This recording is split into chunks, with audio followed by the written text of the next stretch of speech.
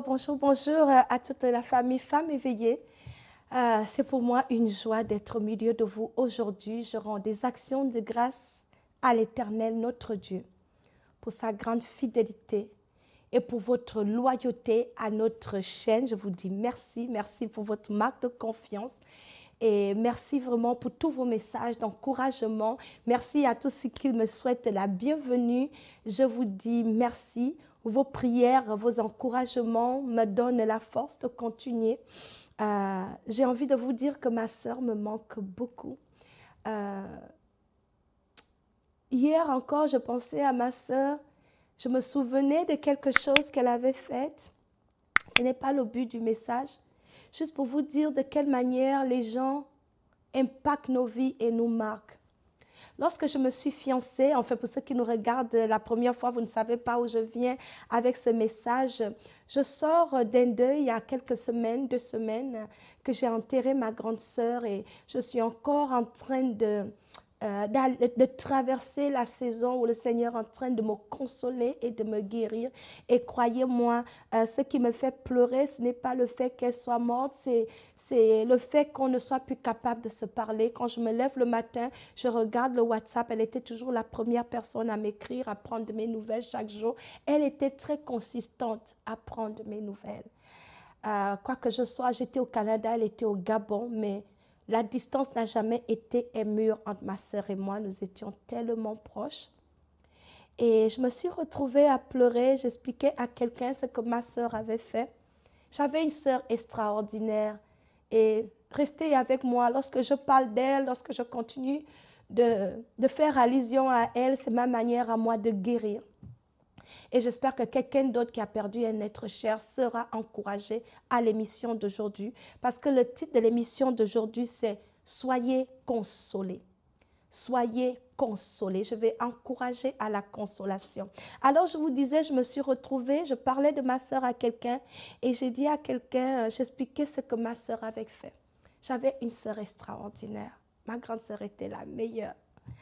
Quand je me marie, enfin, j'étais à Montréal et puis après 2 ans, mon mari me propose et puis on est fiancés, il me fait une demande à mariage. Et puis tout de suite, je n'ai pas réalisé, j'ai dit oui, oui, oui. Le matin, quand je me suis réveillée, que j'ai vu la bague, j'ai dit attends un peu, moi je vais me marier. Et puis j'ai dit non, il y a un petit problème, comment je vais me marier? J'ai appelé ma soeur. Et j'ai dit à ma soeur, écoute, il y a un petit problème, j'ai dit oui, je me suis fiancée. Mais il y a un problème, ne t'inquiète même pas. Je n'ai pas réalisé que toi, tu n'étais pas encore marié. Donc, ce qu'on va faire, je vais dire à mon fiancé qu'on n'a qu'à attendre. Quand toi, tu finis de te marier, là, ensuite, nous, on va se marier après toi. J'étais sérieuse. Parce que dans ma tête, c'était, il faut suivre l'ordre. C'est ma grande sœur l'aînée. Donc, normalement, c'est elle qui doit se marier avant moi. Mais comment ça se fait? Je suis allée dire, oui, je le veux, je veux me fiancer. J'ai réalisé l'erreur. J'ai dit non, il y a un problème. J'ai dit à mon mari, non, je dois parler à ma grande sœur. Parce qu'on se fiance, elle ne s'est pas encore fiancée, elle n'est pas mariée. Il faut qu'on attende cette affaire de mariage. Et j'appelle ma sœur. Vous savez ce qu'elle m'avait dit? Elle m'a dit, Fifa, toi aussi, Dieu fait grâce à qui il veut. Ton ordre n'est pas l'ordre de Dieu. Tu ne vas pas mettre ton mariage en parenthèse à cause de moi. Elle a dit, ça ne va pas arriver d'elle. Elle dit, Dieu fait grâce à qui il veut. Peut-être toi, en te mariant, tu vas libérer l'onction du mariage. Si moi, je vais me marier, donc pardon, marie-toi, ouvre-nous la porte. Et le jour de mon mariage traditionnel au Gabon, j'ai des photos. Ma sœur était mobilisée, elle aimait organiser, servir. Elle servait partout. Elle m'a bien accompagnée le jour de mon mariage. Et je me suis mariée avant elle. Et en 2011, lorsqu'elle s'est mariée, je suis partie au Gabon à son mariage avec mes 2 enfants. Ma sœur était sans jalousie. Elle m'aimait beaucoup. Et ensuite, le Seigneur l'a bénie. Je pense qu'elle s'est mariée 5 ans après moi. Mais elle était toujours contente pour moi. C'est une sœur comme ça que j'ai perdue. Donc, vous comprenez que si vous me voyez pleurer, soyez patiente avec moi. Soyez patient autant pour moi parce qu'il y a les hommes qui nous regardent. Je suis tellement habituée à parler aux femmes. Donc, soyez patient avec moi. Ma sœur me manque et ma manière à moi de ne pas perdre son souvenir en mémoire, c'est de parler d'elle. Ça va me prendre le temps. Soyez patients, soyez patients. Parce qu'elle était une femme merveilleuse. Elle était ma conseillère. Elle a vécu une vie qui m'a toujours poussée à faire mieux. Elle était très, très intelligente. Anyway, on va aller au message. Le Seigneur est bon. Seigneur, je te bénis pour la vie de Prisca, pour la sœur qu'elle a été pour moi. Seigneur, je prie que tu vas nous consoler et nous guérir de son absence. Seigneur, donne-nous la grâce. Et je prie pour toute personne endeuillée également qui m'écoute, Seigneur. Envoie ton Saint-Esprit et console chaque cœur. Seigneur, manifeste-nous ta grâce au nom de Jésus. Amen. Amen. Alors, le message d'aujourd'hui est une dédicace. Donnez-moi un instant. J'ai une dame qui est abonnée à notre chaîne Femmes éveillées. Elle s'appelle Félicité Pambo. Voici ce qu'elle m'a écrit. Et son message m'a vraiment touchée. Et c'est la raison pour laquelle j'ai préparé l'émission d'aujourd'hui. Non seulement pour t'encourager, féliciter, mais c'est un message qui est une dédicace aux membres de ma famille. C'est une dédicace à toute personne qui passe par un deuil. Voici la lettre qu'elle m'a écrite. Elle a dit « Bonjour FIFA, où es-tu passé? Nous savons que tu as perdu un être cher, mais le Seigneur ne nous demande pas de rester assises, mais de nous relever et de nous appuyer sur lui. J'ai perdu ma sœur aînée qui m'a élevée le 5 septembre dernier. Je l'ai accompagnée à l'hôpital. Je suis restée à son chevet, mais je n'ai pas vu les signes annonciateurs de son départ. Elle m'a abandonnée à l'hôpital et c'est son corps que j'ai ramené à la maison. Ironie du sort, ces obsèques ont eu lieu la veille de mon anniversaire de naissance. C'est l'unique sœur que j'avais. Après elle, je n'ai plus rien. Plus de complicité, rien que Dieu seul. Après 5 mois, je ne parviens pas à me remettre. C'est une blessure ouverte. Au moment où je ressasse ces souvenirs, pour te soutenir par mon témoignage, je pleure chaudement. Mais je dois rester forte pour ces enfants. C'est très douloureux et très difficile. Alors, ressaisis-toi s'il te plaît. Ressaisis-toi s'il te plaît, petite sœur. Remets-toi au service de ton Seigneur. Lui t'apportera sa paix, joie et guérison pendant que tu resteras à la vigne pour lui. Bon courage. Du Saint-Esprit dans ton cœur. Affectueusement, Félicité. Waouh! Merci Félicité. Quel beau message. J'espère que tu vas regarder l'émission d'aujourd'hui. Que le Seigneur te console. Ton message m'a brisé le cœur et tu as peut-être perdu une sœur, tu dis que tu n'as personne, mais je suis là. Au cas où tu cherches des sœurs, nous sommes là. Le ministère des Lions Unis en Christ est plein de femmes extraordinaires qui seront contentes d'être des sœurs pour toi. Sois encouragé et que le Seigneur te fortifie, qu'il t'accorde la provision de bien prendre soin des enfants de ta sœur. Merci pour ton message. Merci. Lorsque tu me cherchais, j'étais au Gabon pour l'enterrement. C'est la raison pour laquelle il n'y avait pas des émissions. Mais ton message m'a touchée. Et je voudrais que tu saches que je suis contente de savoir que tu es en train de surmonter cela vraiment avec la grâce de Dieu. Tiens bon, Félicité, nous sommes ensemble. Alors aujourd'hui, j'ai une bonne nouvelle pour nous. Je vais lire, partager avec vous ce que le Seigneur m'a donné durant le deuil quand j'ai perdu ma sœur. Je n'avais jamais lu, je ne connaissais pas les versets que je vais vous lire aujourd'hui. Enfin, du moins, je connaissais celui de Jean 11. Mais les deux autres, c'est dans le malheur que Dieu m'a montré ces versets-là. Et ces versets-là m'ont consolée et encouragée. Alors, Félicité, j'espère, puisque tu es chrétienne, j'espère que ta grande sœur était née de nouveau. Et si c'est le cas, tiens-toi bien, j'ai une bonne nouvelle pour nous. Rapidement, je vais lire la parole de Dieu j'ai dit que notre message d'aujourd'hui, c'est « Soyez consolés ». Je vais commencer par lire un verset que je ne connaissais pas, que le Seigneur m'a donné lorsque je pleurais ma sœur. Il m'a donné le livre de Psaume 116, verset 15.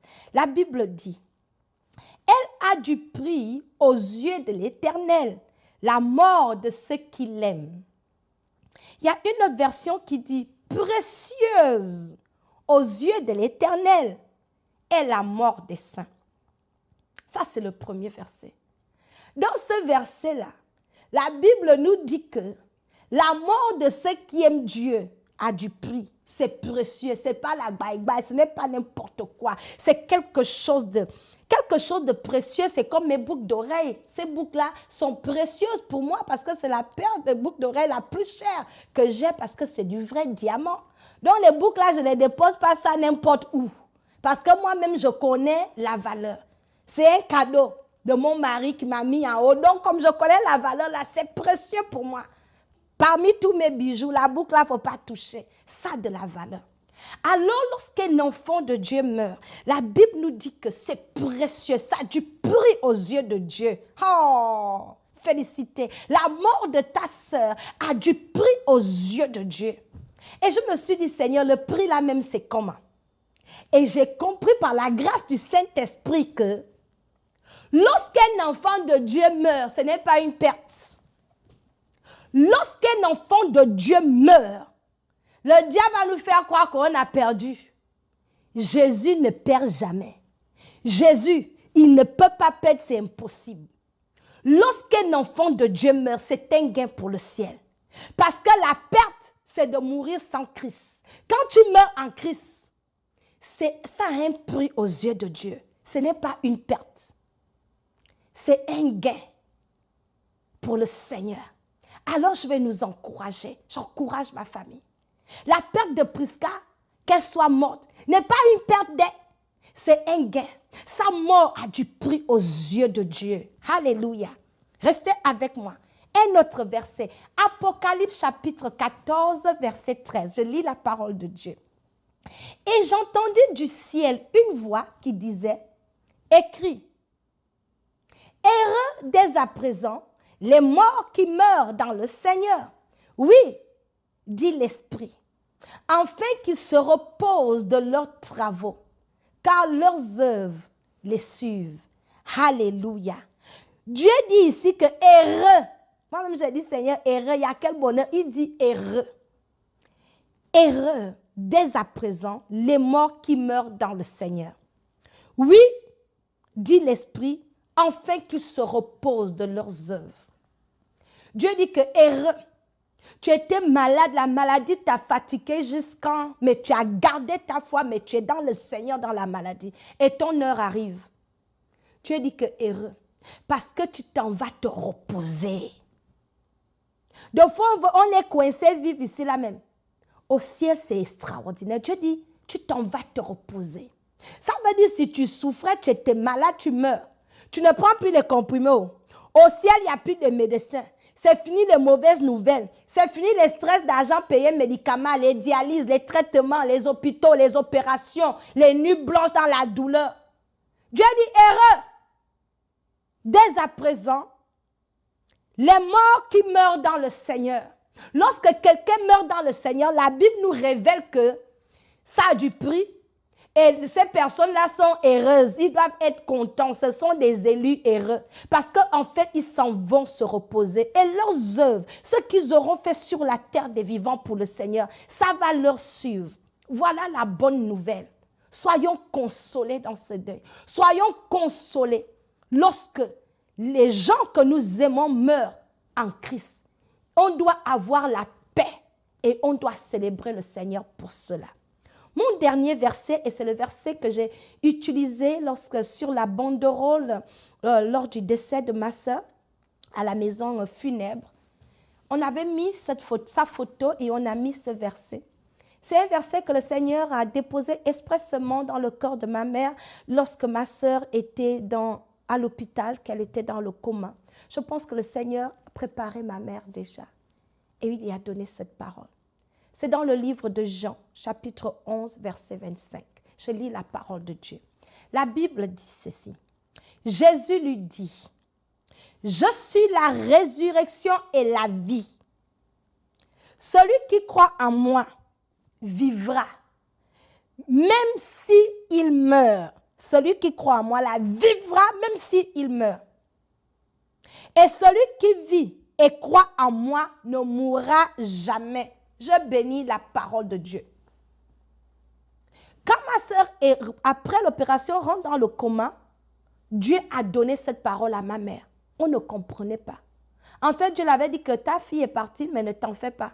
Comme elle est morte en moi là, elle n'est pas morte, elle vivra. Quelle consolation de savoir que ceux qui meurent en Christ vont revivre. Et c'est une bonne nouvelle.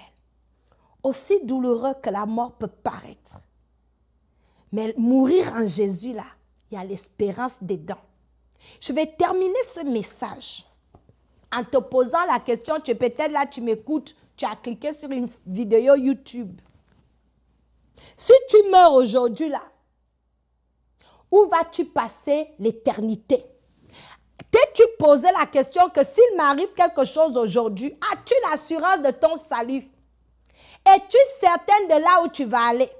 Parce que la Bible nous montre ici là, que c'est seulement ceux qui meurent en Jésus, là, ce sont eux qui meurent VIP. Ce sont eux qui meurent avec la garantie. C'est leur mort qui a du prix. C'est leur mort qui est heureuse. C'est leur mort même. C'est eux qui vont revivre. Ça, c'est la parole de Dieu. Et la parole de Dieu est la vérité. Une vérité qu'on ne peut pas corrompre. Ce qui est dedans là, ça y est ça. Toi, tu me regardes aujourd'hui. Tu n'as peut-être jamais vu les choses de cette manière. Je veux terminer ce message et te poser cette question. Où vas-tu passer l'éternité s'il t'arrivait de partir? Et ne me dis pas que des fois, vous savez, on a cette illusion. Moi, après le décès de ma soeur, je n'ai plus cette illusion de voir la mort comme quelque chose de lointain qui va arriver dans 1000 ans. La mort, on vit avec elle au quotidien. N'importe qui peut partir n'importe quand. Ça ne prend pas rendez-vous avec quelqu'un. Et la mort ne fait pas que c'est réservé aux vieux. Ma soeur était à peine dans la quarantaine. Hein. Ce n'est pas réservé aux jeunes. Les bébés vont, les adolescents vont, les vieux partent, tout le monde part, les pères, les mères, tout le monde confondu, riche ou pauvre. C'est un passage obligatoire. Donc le message d'aujourd'hui, c'est pour nous dire que arrêtons de vivre comme s'il n'y a pas une vie après la mort. Il y a une vie après la mort. Et selon la parole de Dieu, si je me tiens à la Bible, selon la parole de Dieu, il y a deux options. Soit l'éternité en enfer avec le diable et ses démons, soit l'éternité en Jésus. Jésus a dit, je suis le chemin, la vérité et la vie. Et personne ne peut aller au Père que par moi. C'est lui qui a fait cette déclaration-là. Tu me regardes aujourd'hui, le message semble bien, mais t'es-tu posé cette question?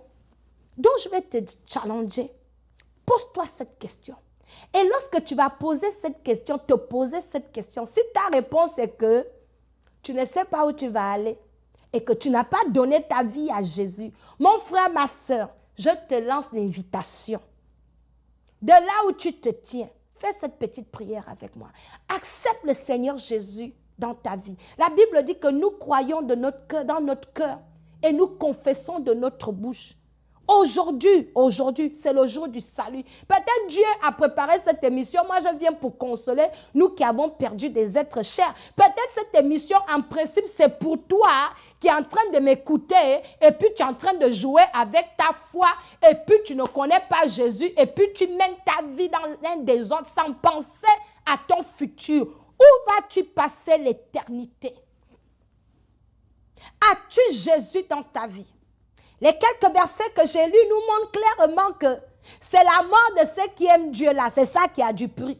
Donc quand tu n'es pas dans Dieu, ta mort n'a pas de prix. Le diable lui-même va aller t'accueillir. Il y aura un jugement. Jésus dit, je mets devant toi la vie et la mort. Choisis la vie afin de vivre. Et la vie éternelle n'est qu'en Jésus seul. Et c'est de ce Jésus que je viens te parler. Tu es peut-être jeune. Tu te dis que tu as tout. Tu as ton argent, tu es belle, tu es mariée, tu as les enfants. Tout va bien, tu as la bonne santé. Hey! Si quelqu'un m'avait dit que 2024, la ma soeur devait mourir, je devais dire c'est faux. On n'était pas préparé. Moi, je n'étais pas prête. J'avais célébré Joyeux Noël avec ma soeur. On s'est envoyé des messages. On a fait l'appel vidéo. Joyeux Noël, on a discuté. On faisait même le menu. Le menu de notre repas de fin d'année. Elle me disait, Fifa, tu vas rater. Nous allons manger ci, on va faire du poisson. Je vais t'envoyer des photos. Je lui ai dit, pardon, arrête de me mettre la salive dans la bouche.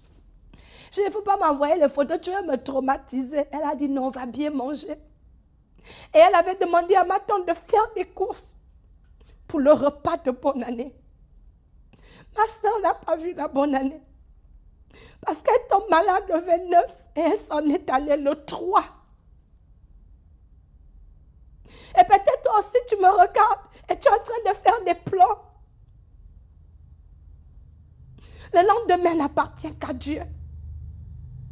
Alors cette affaire de vivre nos vies comme si on était ici pour l'éternité est une déception de l'ennemi. Il est donné à l'homme de vivre, après viendra le jugement. Où vas-tu passer l'éternité? As-tu l'assurance de ton salut? La vie ici, c'est pour un temps. Mais l'éternité n'est qu'en Jésus. Connais-tu le Seigneur? Veux-tu donner ta vie au Seigneur Jésus aujourd'hui? Afin que ta mort ait du prix. Afin que tu puisses vivre. Parce que Jésus dit qu'il est la résurrection et la vie. Ceux qui croient en lui ne mourront pas. Ils vivront. Et je le crois. Parce que Jésus n'a pas menti. Il avait dit qu'il va mourir, le 3e jour, il va ressusciter. Et c'est ce qui a été prophétisé sur Jésus qui s'est accompli. On a dit qu'il va naître d'une vierge. Ensuite, il a vécu 33 ans, le Messie, le sauveur du monde. Et tout ce qui a été annoncé en ce qui concerne Jésus, du livre de Genèse jusqu'à l'Apocalypse, s'est accompli parce que Jésus a respecté le parcours qui avait été dessiné pour sa vie. Mort et ressuscité. Mais toi, ma soeur, mon frère, connais-tu le Seigneur Jésus? Si tu ne sais pas encore, si tu n'es pas certain de là où tu t'en vas après la mort, l'opportunité t'est offerte aujourd'hui. Je t'invite à prier avec moi. Si tu n'as jamais donné ta vie au Seigneur Jésus, je vais te donner cette invitation. À l'enterrement de ma soeur, j'ai réalisé que ce qui comptait sur cette terre, c'était la vie, notre impact sur les autres et notre foi en Christ. Parce que tout n'est que vanité. Elle avait une voiture, elle avait 2 maisons. Elle est partie sans rien. Rien du tout, rien. On est vide. On vient au monde avec rien. On se bat pour tout avoir. Le jour de notre mort, on part avec rien. Ce qui compte, c'est notre salut. Permets-moi aujourd'hui de te conduire dans la prière du salut. De là où tu te tiens, ferme tes yeux avec moi. Et invite le Seigneur Jésus dans ta vie. C'est une prière très très simple. Alléluia. Dis Seigneur Jésus, j'ai entendu parler de toi aujourd'hui. Viens dans ma vie. Sois mon Seigneur et mon Sauveur personnel. Pardonne mes péchés. Je crois que tu es le Fils de Dieu.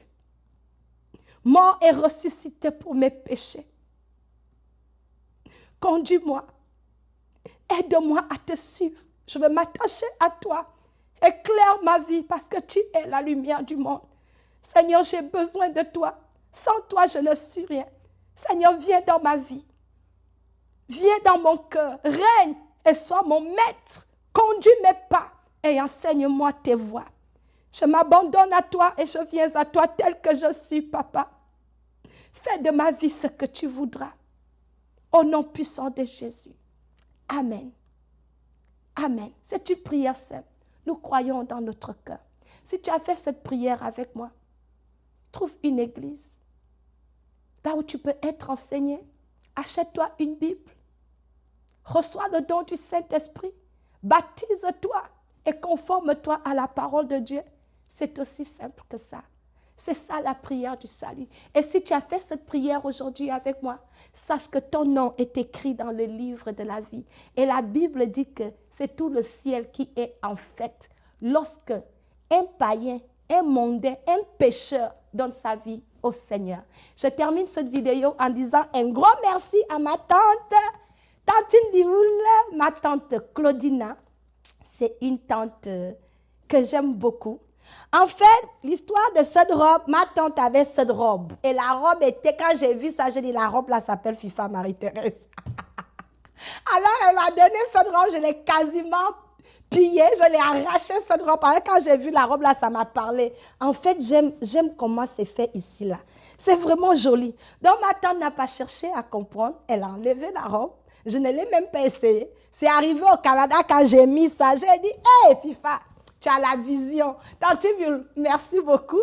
Ta robe me va super bien. Je suis gâtée et bénie. Cet été, je vais circuler avec ça. Je suis bénie d'avoir une tante que je peux prendre les robes. Merci beaucoup. J'ai fait cette émission et je te la dédie. Sois encouragée de la perte de ta fille, Prisca. Elle est morte dans le Seigneur. Sois en paix. Je t'aime. Maman, je t'aime. Je veux dire à ma mère que je l'aime. Nous sommes fortes en Jésus. Ça va aller. Soyez consolés. Le Seigneur est bon. Soyez bénis. Amen.